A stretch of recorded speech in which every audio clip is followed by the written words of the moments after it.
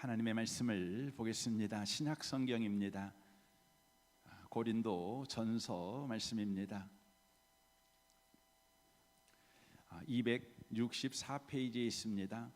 264페이지 고린도 전서 1장입니다. 1장 26절에서 31절까지 말씀을 보겠습니다. 26절에서 31절까지입니다. 기록된 말씀을 같은 목소리로 읽으실 때 하나님의 음성을 듣는 복 있는 시간 되시기를 바랍니다. 함께 읽겠습니다. 형제들아, 너희를 부르심을 보라. 육체를 따라 지혜로운 자가 많지 아니하며 능한 자가 많지 아니하며 문벌 좋은 자가 많지 아니하도다. 그러나 하나님께서 세상에 미련한 것들을 택하사 지혜 있는 자들을 부끄럽게 하려 하시고 세상에 약한 것들을 택하사 강한 것들을 부끄럽게 하려 하시며 하나님께서 세상에 천한 것들과 멸시받는 것들과 없는 것들을 택하사 있는 것들을 폐하려 하시나니 이는 아무 육체도 하나님 앞에서 자랑하지 못하게 하려 하심이라. 너희는 하나님으로부터 나서 그리스도 예수 안에 있고 예수는 하나님으로부터 나와서 우리에게 지혜와 의로움과 거룩함과 구원함이 되셨으니 기록된 바 자랑하는 자는 주 안에서 자랑하라 함과 같게 하려 함이라. 아멘. 아멘. 함께 예배하는 모든 분들 가운데 이 말씀의 축복이 함께 하시기를 주님의 이름으로 축원합니다. 형제들아, 너희를 부르심을 보라는 제목으로 하나님의 말씀을 전하겠습니다. 오늘 본문은 몇 주간 계속해서 다루고 있는 고린도 교회의 분쟁에 관해서 성경이 계속해서 하고 있는 말씀입니다. 바울은 분쟁에 대한 이야기를 할 때 일반적인 접근을 하고 있지 않습니다. 도덕적이거나 윤리적인, 그러니까 옳고 그름의 문제로 판단하고 있지 않다는 것입니다. 오늘 본문은 이렇게 시작합니다. 26절입니다. 형제들아, 너희를 부르심을 보라. 너희를 부르심을 보라. 이렇게 시작합니다. 이 말씀은 분쟁의 문제를 하나님의 부르심을 받은 신분과 지위 속에서 바로 설명하고 있다고 하는 것입니다. 그래서 너희의 부르심을 보라 이렇게 말씀하는 것입니다. 너희들을 세상 사람들과 비교해서 봐봐라, 이런 의미의 말씀입니다. 세 가지를 비교해 보라고 말합니다. 먼저는 지혜로운 자가 많지 않다라고 말합니다. 많이 배워서 교양 있는 사람이 많이 없다, 이런 의미의 말입니다. 능한 자가 많지 않다, 이 말은 권력을 가져 힘이 있는 자가 많지 않다, 이런 의미의 말입니다. 더 나아가 문벌 좋은 자가 많지 않다, 이 말은 가문이 좋아 출신 성분이 좋은 사람이 많지 않다, 다른 표현으로 말하면 가정교육을 잘 받은 사람이 많지 않다, 이런 의미의 내용입니다. 이 세 가지 기준으로 볼 때 고린도 교회 성도들은 한참 자격 미달이며 수준 미달의 사람들이었습니다. 이런 사람들을 우리 하나님께서 교회 공동체에 불러서 한 교회가 되게 하셨다는 것입니다. 이 말씀은 본질적으로 교회 공동체는 우리가 원하는 사람들이 모여 있는 공동체가 아닙니다. 우리가 원하지 않는 사람들이 모여 있는 공동체라고 하는 것입니다. 이해하기도 퍽 어렵고 용납하기도 쉽지 않는, 환영할 수도 없는, 또 맘 놓고 교제할 수도 없는 사람들로 이루어진 것이 바로 교회 공동체다, 이렇게 지금 바울 사도는 이야기를 하고 있는 것입니다. 이 말씀은 당장 분쟁하고 있는 고린도 성도들에게 불만과 불평을 가져다 주게 만듭니다. 왜입니까? 이들은 지금 분쟁하고 있습니다. 자신들이 분쟁하는 이유를 바울의 입을 통해서 알게 된 것처럼 그들은 이렇게 말합니다. 그러면 그렇지, 저런 자격 미달의 사람이 구원을 받았다고 해가지고 우리와 똑같은 교회 구성원이 되었으니 저 사람하고 나하고 안 싸울 리가 있나, 이런 생각을 하는 것이죠. 저런 수준 미달의 사람들과 함께 신앙생활하니 우리가 늘 분쟁이 있을 수밖에 없어, 이런 불만과 불평을 고린도 성도들이 하는 것입니다. 우리도 그렇죠. 우리가 신앙생활 하다 보면 왜 저런 사람들까지 구원해 가지고 교회 다니게 하나님은 하셨을까? 힘들어 죽겠어. 좀 좋은 사람들이 우리 교회 와야 되는데, 가정교육도 좀 잘 받고 교육도 많이 받아서 교양도 좀 있는 사람들이 우리 교회를 다녀야 되는데 그렇지 않은 것 같아. 이런 불평불만이 우리에게 생깁니다. 그래서 우리는 이런 질문을 하게 되는 것이죠. 제가 이런 질문 한번 만들어 봤습니다. 왜 하나님은 저런 저급한 인간들에게 구원하셔서 분쟁할 수밖에 없는 상황을 만드시는가? 왜 분쟁할 수밖에 없는 수준 미달의 사람들을 불러 모으셨다면 분쟁하지 않도록 해 주셔야지 왜 싸우도록 내버려 두시는가? 왜 이토록 부끄럽게 싸워서 세상의 손가락을 받으며 하나님의 영광에 먹칠을 하는데도 심판하지 않으시고 멸망하지 않으시고 교회를 없애버리지 아니하시고 그대로 살려두시는가? 이 질문이 우리에게 자연스럽게 나오는 것입니다. 이 질문에 대해서 성경은 이렇게 대답합니다. 27절입니다. 그러나 하나님께서 세상에 미련한 것들을 택하사 지혜 있는 자들을 부끄럽게 하려 하시고 세상에 약한 것들을 택하사 강한 것들을 부끄럽게 하려 하시며 하나님께서 세상에 천한 것들과 멸시받는 것들과 없는 것들을 택하사 있는 것들을 폐하려 하시나니 이는 아무 육체도 하나님 앞에서 자랑하지 못하게 하려 하심이라 라고 말씀합니다. 목적이 뭐냐면 이런 수준 미달, 자격 미달의 사람들을 모아가지고 교회를 만드신 목적이 있는데 그 목적은 하나님 앞에서 아무 육체도 자랑하지 못하게 하기 위해서라고 말씀합니다. 자랑하지 못하게 한다는 이 말은 교만하게 하지 못하게 한다 혹은 겸손하게 만든다 이런 의미의 말이 아닙니다. 여러분, 사람은 언제 자랑합니까? 그것은 자기 자신이 한 일이 있으면 자랑하는 것입니다. 그러므로 자랑하지 못하게 한다 이 말은 사람이 한 일이 결론이 되지 않게 하시겠다라는 의미의 말입니다. 사람이 너를 어떤 사람으로 만드는 일에 결론이 되지 않게 만들겠다 이런 의미의 말입니다. 다시 말하면 지금 교회 가운데 수준 미달의 사람들이 있어 네가 싸울 수밖에 없고 네가 속상할 수밖에 없고 네가 상처받을 수밖에 없겠지만 그 사람들에 의해서 네 인생이 만들어지지 않을 거야. 네 인생은 다만 하나님에 의하여서 만들어진 인생이 될 거야. 그래서 사람들이 자랑하지 못하게 만든다는 것이죠. 내가 저 사람 만들었어 이런 말 못하게 한다는 것이죠. 다만 하나님이 만드셨어. 여러분, 인간의 자랑의 반대가 뭐지요? 하나님께 찬양입니다. 하나님께 찬양하는 사람을 이 되게 만들어 버리겠다. 그러려고 수준 미달의 사람들, 자격 미달의 사람들을 모아놓은 거다. 이렇게 말씀을 하고 있다고 하는 것입니다. 하나님이 하신 일의 결론을 보고 하나님을 찬양할 수밖에 없게 만들어 버리겠다. 내가 그러려고 수준 미달의 사람들을 불러 모은 것이다. 이것은 우리를 향한 하나님의 궁극적인 목적이지요. 에베소 1장 3절을 보십시오. 찬송하리로다 하나님 곧 우리 주 예수 그리스도의 아버지께서 그리스도 안에서 하늘에 속한 모든 신령한 복을 우리에게 주시되 곧 창세 전에 그리스도 안에서 우리를 택하사 우리로 사랑 안에서 그 앞에 거룩하고 흠이 없게 하시려고 그 기쁘신 뜻대로 우리를 예정하사 예수 그리스도로 말미암아 자기의 아들들이 되게 하셨으니 이는 그가 사랑하는 자 앞에서 우리에게 거저 주신 바 그의 은혜의 영광을 찬송하게 하려는 것이라 라고 말씀합니다.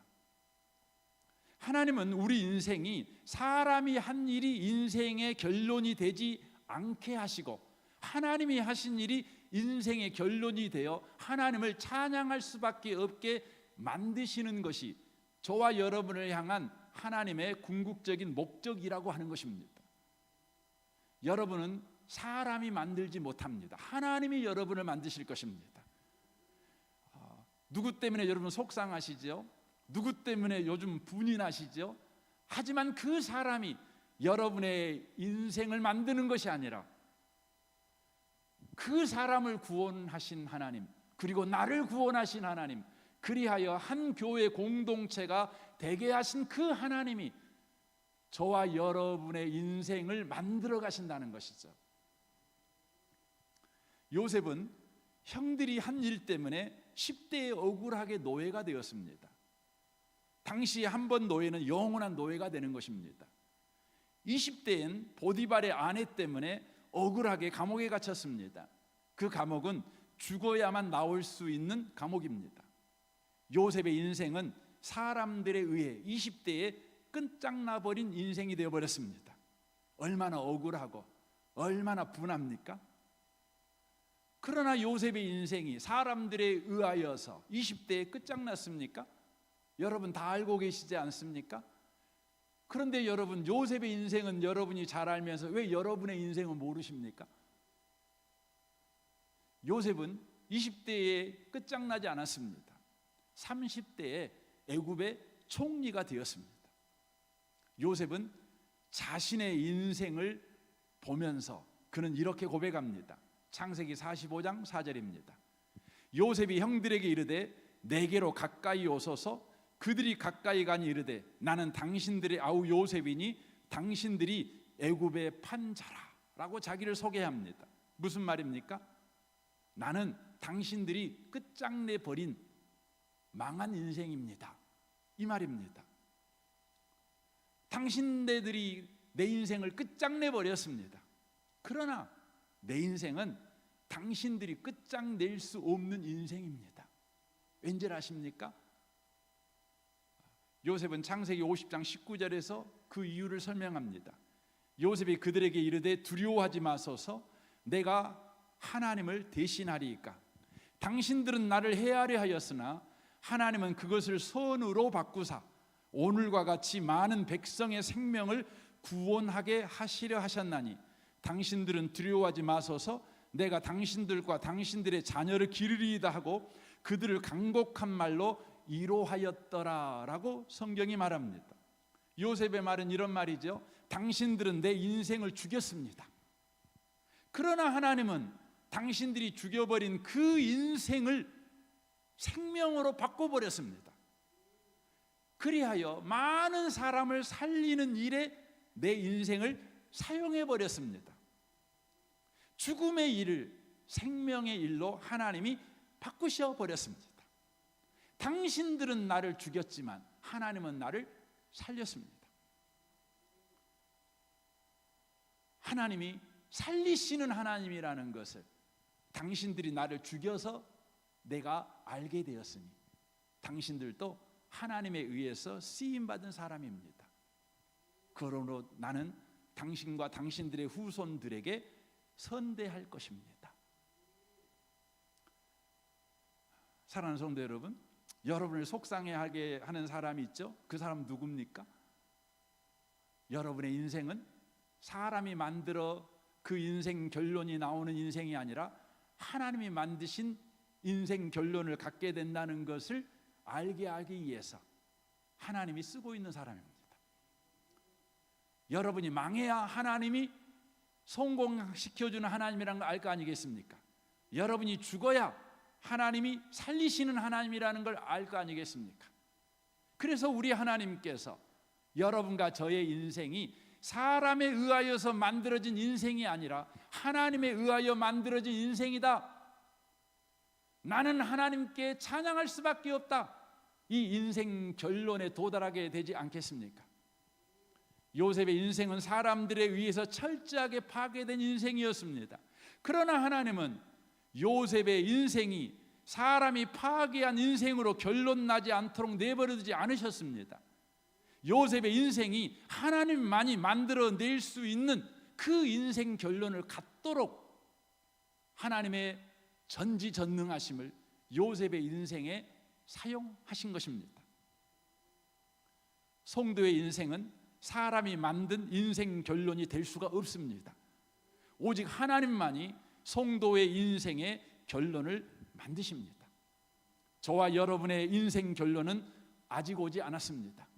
그러므로 우리는 힘들고 낙심될 때 많사오나, 또 괴로울 때 많사오나, 또 그만두고 싶을 때 많사오나, 아직 우리에겐 하나님이 만드신 인생 결론이 오지 않았으니 우리는 여전히 살아가야 하는 것입니다. 그래서 히브리서 10장 35절 이렇게 말씀합니다. 그러므로 너희 담대함을 버리지 말라. 이것이 큰 상을 얻게 하느니라. 너희에게 인내가 필요함은 너희가 하나님의 뜻을 행한 후에 약속하신 것을 받기 위함이라. 잠시 잠깐 후면 오실 이가 오시리니 지체하지 아니하시리라.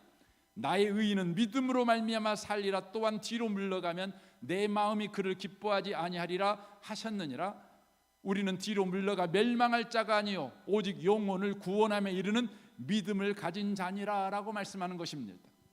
우리는 뒤로 물러가 멸망할 자가 아닙니다. 사람이 나를 괴롭힌다고 도망갈 자가 아닙니다. 사람이 나를 힘들게 한다고 그만 직장 내버려 둘 자가 아닙니다. 사업 포기할 자가 아닙니다. 가정생활 그만할 자가 아닙니다. 우리는 그 사람이 내 인생을 만들어갈 수가 없습니다. 그런 인생이 아닙니다. 그런 부르심을 받은 자도 아닙니다. 오직 우리는 하나님에 의하여서 만들어질 인생 결론을 가질 자들입니다. 그러므로 우리는 믿음을 가지고 여전히 우리의 걸어가야 될 길을 걸어가야 되는 것입니다. 성도의 인생의 결론은 내가 잘했느냐 못했느냐를 판정하는 심판의 시간이 아닙니다. 아, 하나님이 이렇게 하시려고 그렇게 하셨구나. 그때 참 힘들었는데, 그때 참 억울했는데, 그런 것들을 우리 하나님께서 해결해 주지 아니하시고 여전히 내 인생 가운데 두셨던 이유가 바로 이것 때문에 그랬구나. 그때 그 괴로웠고 그 힘든 나날이 은혜였구나. 감사하다. 하나님의 영광 받으십시오. 하나님께 찬양하는 시간, 바로 그 시간이 저와 여러분의 정말 저와 여러분의 인생 결론, 인생의 끝이라는 것입니다. 이해되지 않았던 하나님의 뜻과 방법과 목적이 얼굴과 얼굴을 보는 것 같이 분명하게 그제서야 이해됩니다.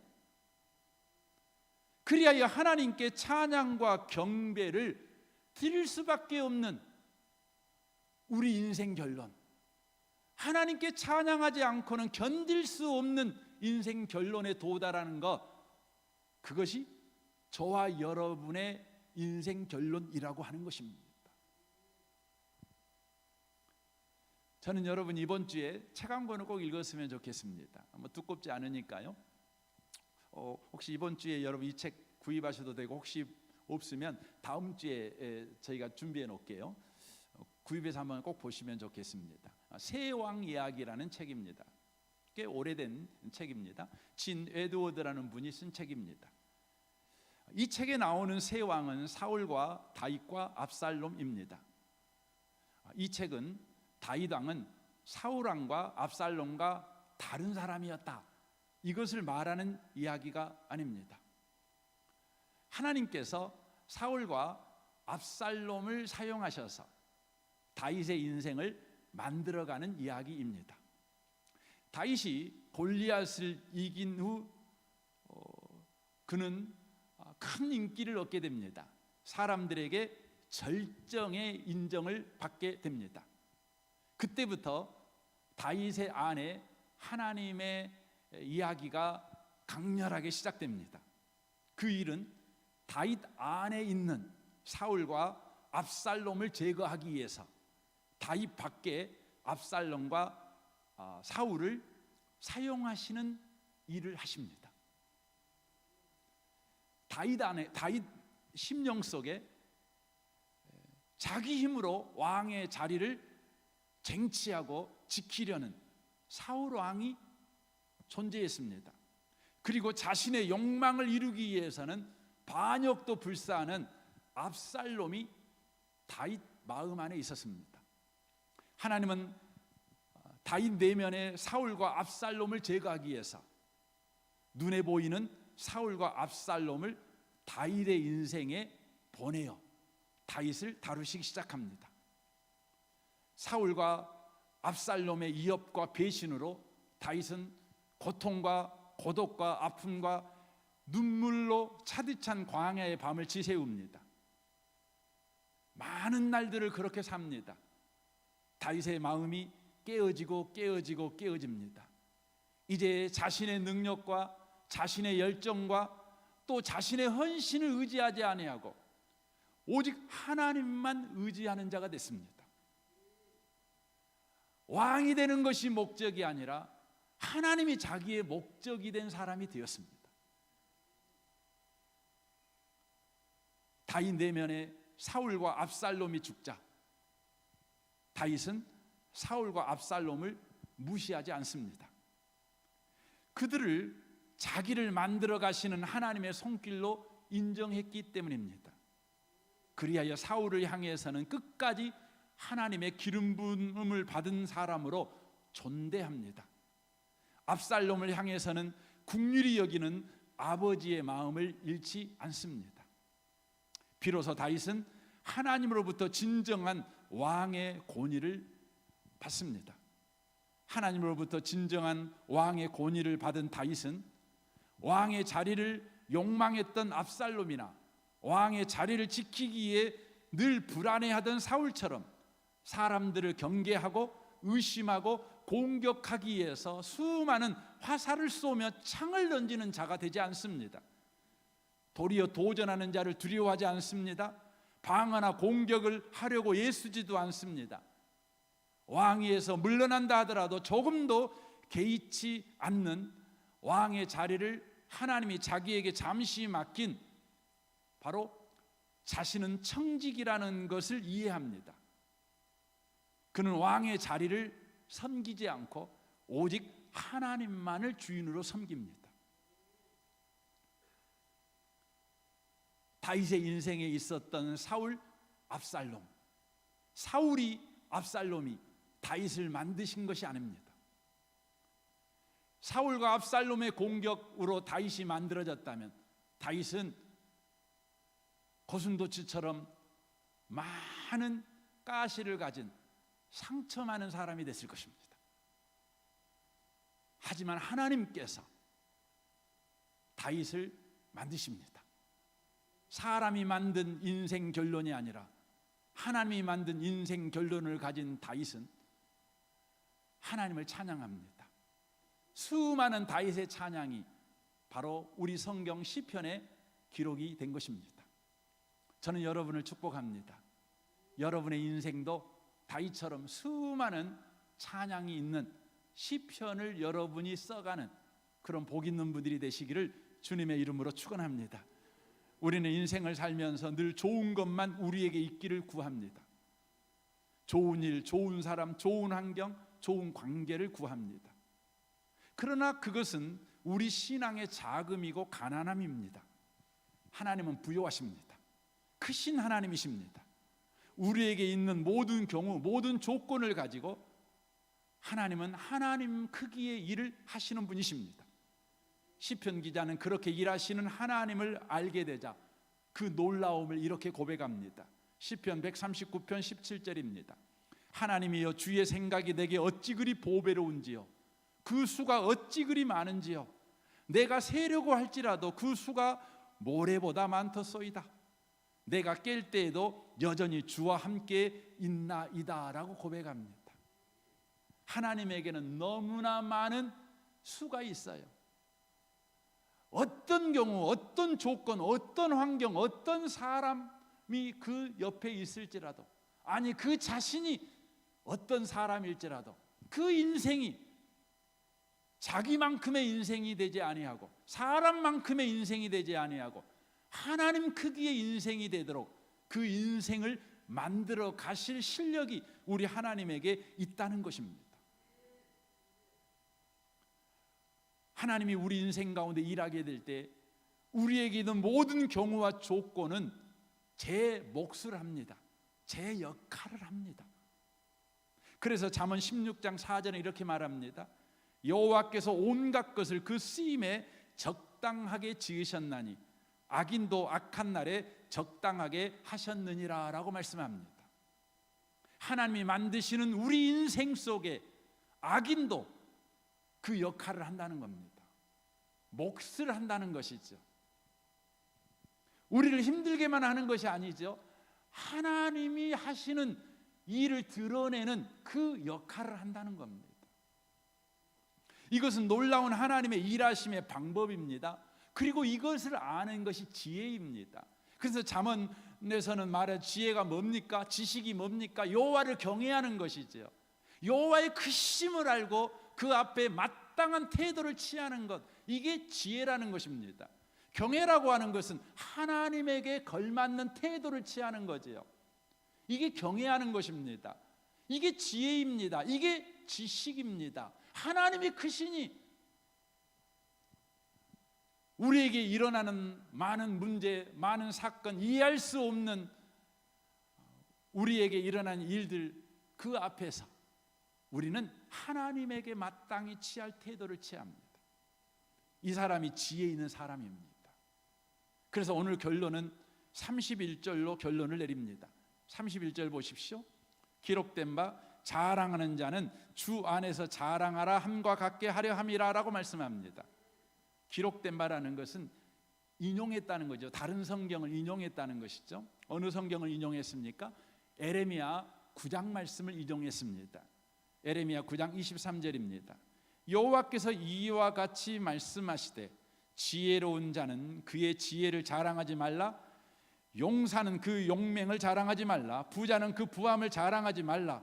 자랑하는 자는 이것을 자랑할지니 곧 명철하여 나를 아는 것과 나 여호와는 사랑과 정의와 공의를 땅에 행하는 자인 줄 깨닫는 것이라. 나는 이 일을 기뻐하노라 여호와의 말씀이니라 라고 말씀합니다. 우리는 자랑을 하려면 뭘 자랑해야 됩니까? 나 용기가 있어. 이 용기를 가지고 나 이것 만들었어. 이건 자랑할 것이 아니라는 것이죠. 나 똑똑해. 이 똑똑함 가지고 나 이것 만들었어. 이건 자랑할 거리가 안 됩니다. 왜냐하면 그것이 우리를 구원할 수도 없고 그것이 우리를 지켜낼 수도 없어요. 인간의 자랑은 무엇밖에 없지요?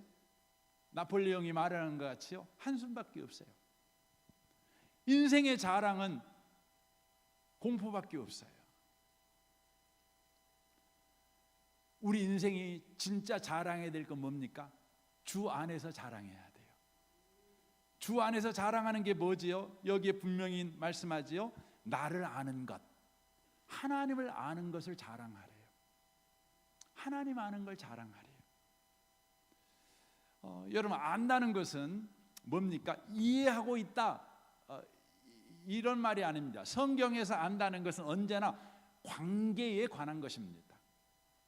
그래서 성경에서 안다는 이 단어가 부부관계에 쓰는 단어입니다. 그래서 하나님을 안다, 이 말은 하나님과 관계가 정상화되었다, 이 말이에요. 하나님을 아는 것, 하나님과 관계가 정상화되었다. 하나님과 관계가 정상화된 것이 우리의 삶에 지금 유지되고 있다. 이게 하나님을 아는 거예요. 이걸 우리는 자랑해야 된다는 것이죠. 여러분, 하나님과 관계가 정상화된다는 것은 어떤 겁니까? 하나님하고 나하고 어떤 관계인지 이걸 아는 거예요. 이걸 알고 우리 인생을 살아가는 것이 뭐예요? 그게 우리가 해야 될 진짜 자랑이라는 것이죠. 하나님은 누구시죠? 하나님과 정상적인 관계가 되면요, 저와 여러분이 하나님이 누구이신지 우리가 예수로 고백하게 됩니다. 깜짝 놀라죠? 뭐라고 고백합니까? 하나님을 아버지라고 고백합니다. 여러분, 하나님을 아버지라고 고백할 수 없는 분이라면 지금 그분은 하나님과 정상적인 관계에 없는 사람입니다. 하나님과 정상적인 관계에 있는 사람은요, 신기한데 하나님을 아버지라고 불러요. 하나님은 우리 아버지죠. 그러면 나는 뭡니까? 그분의 자녀인 것이죠. 그래서 하나님을 알고 아는 것이 뭡니까? 하나님은 내 아버지시고 나는 그분의 자녀다, 이렇게 알고 사는 거예요. 이게 하나님을 아는 것이죠. 저와 여러분이 자랑해야 되는 건 그걸 자랑해야 한다는 것입니다. 여러분 그 학교에서 100점 맞아가지고 이렇게 오면 자랑할 거리가 있죠. 근데 여러분 자랑해야 될 건 뭡니까? 하나님이 우리 아버지셔. 이걸 자랑하는 것이죠. 60점 맞은 아이가 집에 와갖고 부모님에게 자랑하는 것이죠. 60점짜리 시험지 내밀면서 하나님이 우리 아버지셔요. 그 진짜 자랑인 겁니다.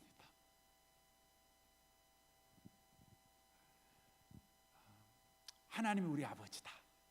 이것은요, 우리의 잘잘못보다 훨씬 우리 인생이 더 큰 것입니다. 하나님이 우리 아버지다. 이것은 우리 인생에 엄청난 영광과 운명이 있다. 이걸 가르쳐 주는 것입니다. 우리는 자본주의 사회에 살고 있습니다. 자본주의 사회는 능력제일주의 사회입니다. 그러니까 잘잘못이 아주 중요한 기준이 사회가 자본주의 사회입니다. 이런 자본주의 사회에서도요, 잘잘못보다 더 큰 것이 있습니다. 그게 뭐지요? 누구의 자녀인가? 이게 훨씬 큽니다. 우리 자신을 예를 들어 말하면 별로 실감이 안 납니다. 그러나 최근에 삼성그룹 회장이 된 이재용 씨를 예를 들어 말씀드리면 아마 실감이 날 겁니다. 여러분, 삼성그룹